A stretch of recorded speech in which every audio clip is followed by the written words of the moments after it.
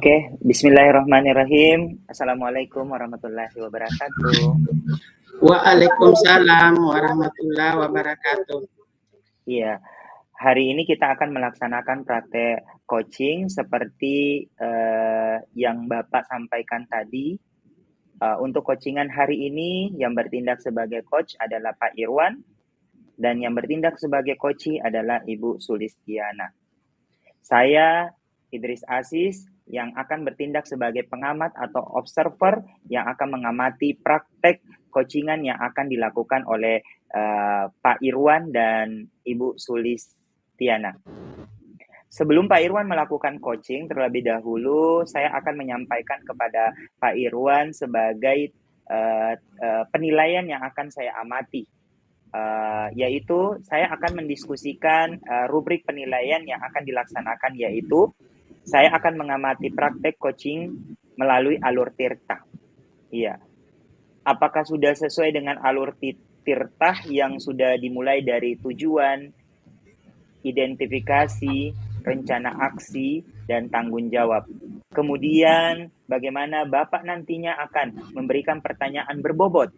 Iya, pertanyaan berbobot kepada coachee dan bagaimana coachee merespon untuk menanggapi pertanyaan dari coachnya. Jangan lupa juga menyesuaikan dengan prinsip coachingannya, diantaranya kemitraan, proses kreatif, dan memaksimalkan potensinya.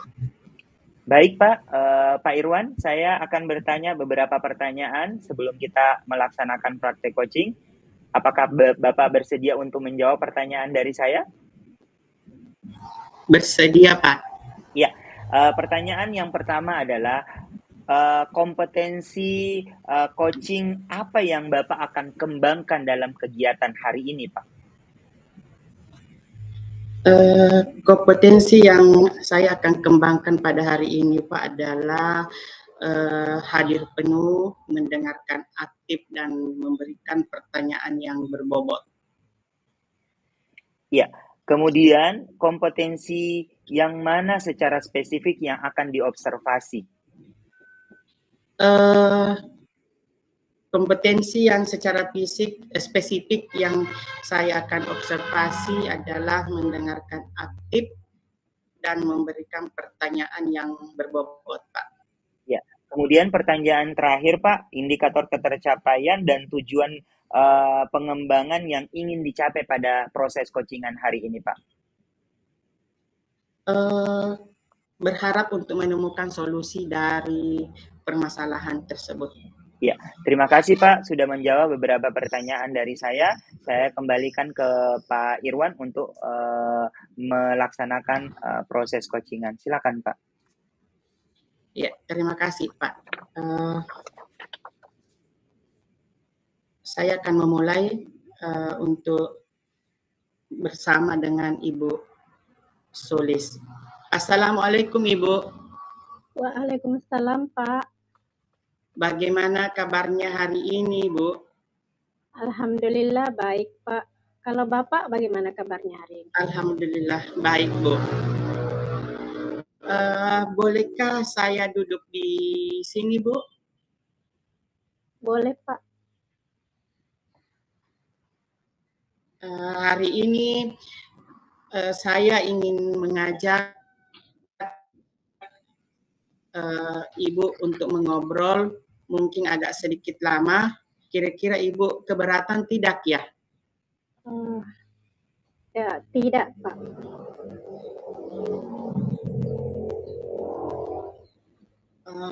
Baiklah, semoga pembicaraan kita hari ini bermanfaat ya Bu. Ya, itu harapan saya Pak. Semoga apa yang dibicarakan pada saat ini dapat menyelesaikan masalah Pak. Baik. Akhir-akhir ini saya perhatikan Ibu seperti tidak bersemangat. Apa ada yang mengganggu pikiran Ibu sebelumnya? Ya Pak. Memang akhir-akhir ini Pak, memang saya kurang bersemangat Pak. Jadi kira-kira apa yang bisa saya bantu ya Bu? saya mau Pak masalah ini dapat terselesaikan Pak. Baik. Lalu apa yang menjadi tujuan akhir melalui percakapan hari ini, Bu? Ya, tujuan kita setelah berbincang-bincang Pak, mudah-mudahan apa yang menjadi permasalahan saya bisa mendapatkan solusi. Itu harapan saya Pak. Baik. Coba Ibu ceritakan kepada saya apa yang dirasakan saat ini.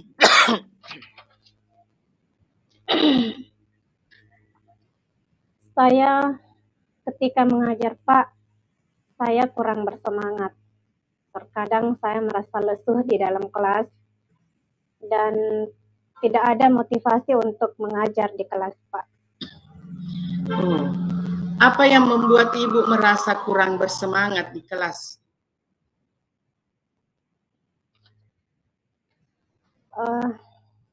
Yang membuat saya tidak merasa bersemangat di kelas Pak karena anak-anak yang saya hadapi atau murid saya itu sepertinya tidak memperhatikan apa yang saya sampaikan Pak.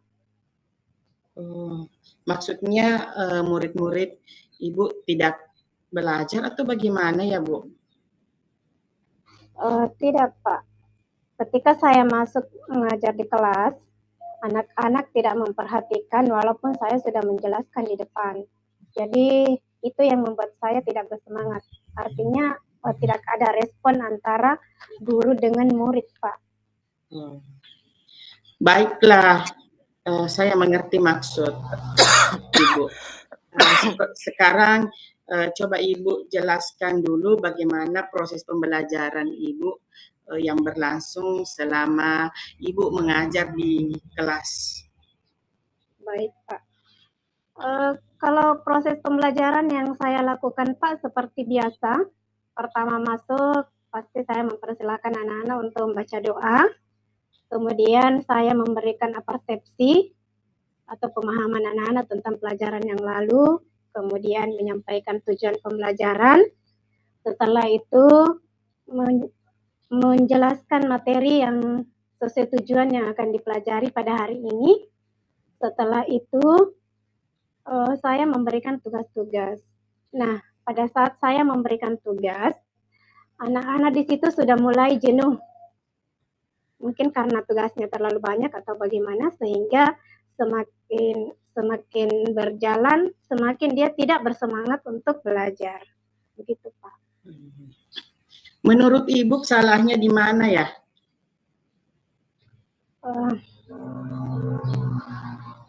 Kayaknya cara mengajar saya Pak yang anak-anak tidak pahami. Misalnya ketika saya menjelaskan sesuatu, menjelaskan materi, mungkin anak-anak tidak terlalu cepat untuk menangkap materi yang saya ajarkan itu Pak.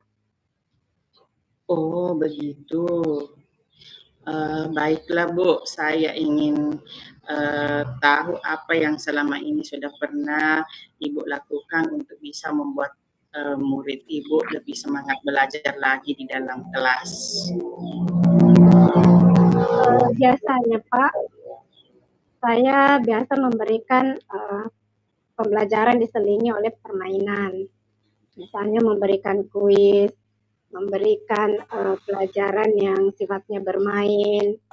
Tetapi ketika pelajaran matematika, biasanya dia down, mungkin karena dia tidak tahu menghitung atau bagaimana. Sementara kan di sini di dalam pelajarannya pasti kan ada yang matematikanya dan banyak anak yang tidak suka matematika. Terus ketika berikan menggambar, kadang kalau menggambar anak-anak suka, tapi itu hanya mata pelajaran tertentu saja, Pak. Apakah ini Bu berlangsung setiap hari atau hanya hari-hari tertentu saja, Bu? Ini biasanya terjadi pada mata pelajaran tertentu, Pak. Misalnya pada mata pelajaran matematika. Tetapi kalau mata pelajaran yang lain, biasanya anak-anak merasa senang. Gitu. Nah, kalau boleh saya simpulkan, sepertinya pembelajaran Ibu yang dilakukan sebenarnya sudah menyenangkan dan belum tentu membosankan bagi murid. Jadi yang membuat Ibu merasa kurang semangat hanya saat mengajar pada pembelajaran tertentu kan ya Bu? Iya Pak. Baiklah kalau begitu berarti Ibu sudah tahu kan yang menyebabkan turunnya semangat Ibu untuk mengajar. Terus ada lagi tidak Bu yang menurut Ibu hal yang menyebabkan kurang semangat dalam mengajar? Ya, mungkin di sini yang membuat saya kurang semangat dalam belajar itu mungkin kurangnya kerjasama ya antara murid dan guru, sehingga kami sebagai guru harus memberikan apresiasi atau semangat kepada anak kita agar ada umpan balik antara guru dengan murid. Itu seperti itu Pak. Nah, kira-kira apa rencana ke depan Ibu yang akan lakukan dari beberapa penjelasan Ibu tadi? Ada tidak yang ingin Ibu perbaiki? Ya. Yang ingin saya perbaiki pasti memperbaiki mood yang pertama ya. Mood saya dulu yang harus diperbaiki agar ketika masuk di kelas anak kita merasa ceria, anak-anak pun ikut ceria. Kemudian di dalam pembelajaran selalu diselipkan permainan atau ice breaking agar pembelajaran di kelas itu menyenangkan dan berpihak kepada murid. Oke, hebat sekali ya Bu. Kira-kira apa prioritas utama Ibu setelah ini? Ya, prioritas utama saya setelah kita melakukan perbincangan ini, yang jelas saya pasti akan memperbaiki diri, kemudian menerapkannya ke anak-anak. Itu mungkin yang paling pertama, memperbaiki diri dulu Pak. Karena buat apa kita menerapkan sesuatu kepada orang lain, sementara kita belum, diri kita belum bagus. Mungkin begitu Pak. Oke, itu langkah yang tepat sekali Bu. Ada hal lain yang mungkin ingin Ibu lakukan?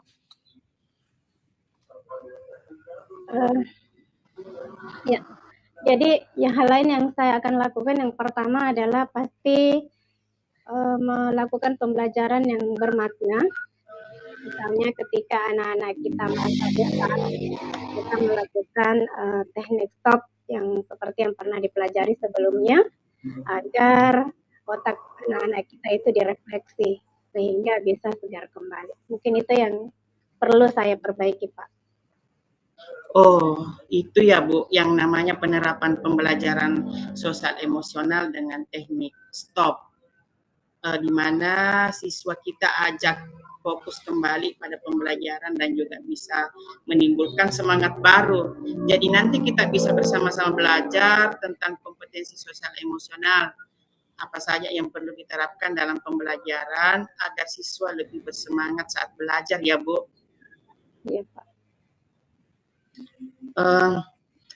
Baiklah, nanti akan saya berikan materi PSE ini bersama rekan-rekan guru yang lain. Kalau tidak, nanti saya share di grup WA apa itu PSE maupun KSE, bagaimana penerapannya serta apa manfaatnya.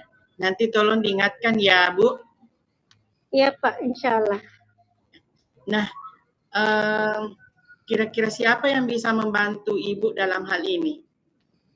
Ya. Yang bisa membantu dalam mengatasi hal ini pasti teman sejawat ya. Karena terkadang ketika kita menemukan satu masalah, pasti kita selalu berbicara kepada teman sejawat kita. Itu yang saya libatkan. Bagus itu Bu. Dari hasil diskusi kita hari ini, coba Ibu gambarkan lagi komitmen apa yang bisa Ibu lakukan untuk kembali bersemangat mengajar yang nantinya berdampak semangat pada murid di kelas, Ibu. Ya. Yang pertama yang akan saya lakukan adalah saya akan memperbaiki hati saya dulu, kemudian memperbaiki hubungan antara saya dengan murid, kemudian selanjutnya pasti saya akan memperbaiki pembelajaran yang dulunya tidak berpihak kepada murid, dan sekarang saya akan berusaha bagaimana caranya untuk memperbaiki itu. Jadi pembelajaran itu berpihak kepada murid. Kemudian saya belajar kepada teman juga yang bisa membantu dalam penanganan hal ini. Oke, nah bagus sekali Bu. Semangat ya Bu. Saya yakin Ibu pasti bisa tetap semangat demi anak didik Semangat kita. juga Pak. Terima kasih karena sudah membantu saya dalam menyelesaikan permasalahan yang saya hadapi. Semoga permasalahan ini bisa teratasi dengan baik, Pak. Oke, terima kasih. Assalamualaikum warahmatullahi wabarakatuh. Waalaikumsalam warahmatullahi wabarakatuh. Oke, baik Pak Irwan. Bagaimana Ya. Pak Irwan? Gimana? Ya, alhamdulillah saya sudah bersama dengan Ibu Sulistiani. Ya, baik Pak Irwan, saya di sini sebagai observer tadi mengamati hasil coachingan Bapak bersama Ibu Sulis. Di sini saya mau bertanya, iya boleh ya Pak? Boleh ya? Boleh. Oke. Ya. Baik Pak, apa saja yang sudah dilakukan pada saat coachingan tadi terkait indikator ketercapaian yang tadi Bapak inginkan? Sudah melakukan coaching dengan alur Tirta Pak, dengan menanyakan tujuan permasalahannya, mengidentifikasi rencana aksi dan tanggung jawab, sehingga alur tersebut bisa menggali coaching untuk menceritakan permasalahannya dan menemukan solusinya. Oh iya, baik. Selanjutnya Pak, saya akan menyampaikan beberapa catatan hasil observasi yang tadi saya amati dari proses coachingan yang Bapak lakukan bersama Ibu Solis ya. Proses praktek coachingan tadi yang saya amati sudah sesuai dengan alur Tirta. Yang pertama adalah tujuan, menyampaikan tujuan coaching. Tadi sudah terlihat menurut saya tujuan sudah terpenuhi, yaitu coaching memiliki permasalahan yang dibicarakan dengan coach supaya tercapai jalan keluar. Kemudian identifikasi. Tadi saya amati coach memberikan umpan balik yang sudah sesuai dengan tujuan dan mengena pada identifikasi masalah. Contohnya tentang pertanyaan permasalahan apa yang dihadapi oleh coach dan pertanyaan pemantik untuk mengarahkan coach menggali potensi diri untuk menentukan solusi. Kemudian yang ketiga, rencana aksi Pak. Rencana aksi tadi dari pengamatan saya itu sudah terlihat memberikan pertanyaan-pertanyaan dan umpan balik mengenai rencana aksi coach dalam menyelesaikan permasalahannya.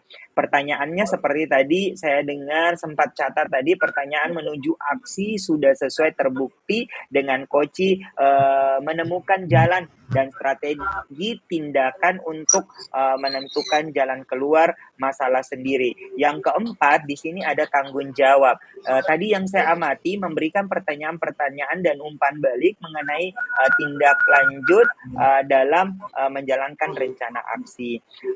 Coach menanyakan tentang tindak lanjut terhadap rencana yang diambil oleh coach dan membuat coach menjadi lebih yakin akan keputusan dan solusi yang diambilnya. Kemudian tadi saya melihat dan saya amati coach merespon dan menanggapi pertanyaan dari coachnya. Kemudian juga tampak sudah menyesuaikan dengan prinsip coaching, diantaranya kemitraan, proses kreatif, dan memaksimalkan potensi.